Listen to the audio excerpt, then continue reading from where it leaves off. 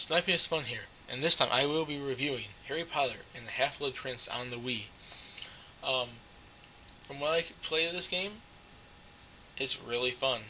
It's a really fun game.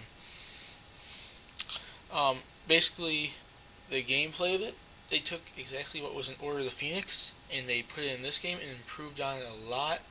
And I played Order of the Phoenix on PS2, so this is the first Harry Potter game I played on the Wii, but the controls work really well.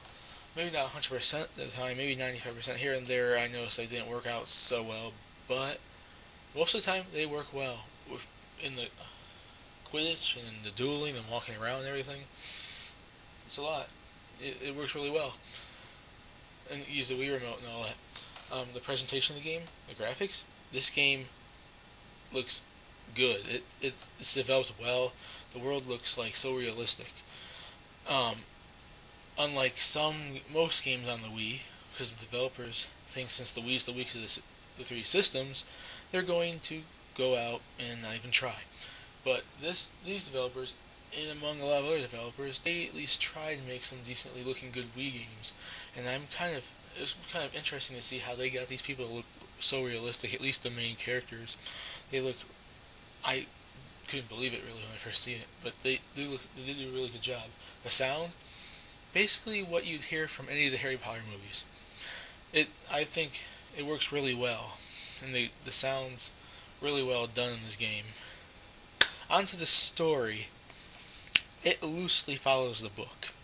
There's not much done. I read this book like a year and a half ago. I don't remember everything from the book, but I remember most things, and they just skimmed through it all. I just beat the game like yesterday, or should I say earlier today or last night, whatever. And even so, the game will take you a couple days to do.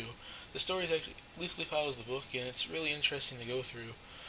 At least they do most of the major stuff that happens in the book. And for this review, unlike I did for the Ghostbusters one, and this will happen in any game that has it, I will specifically be talking about the multiplayer in the game.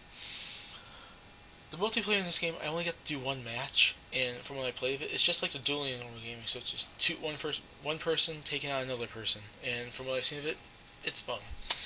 I just didn't get to play much of it. I might play more of it after this review, but up until this review, I did it.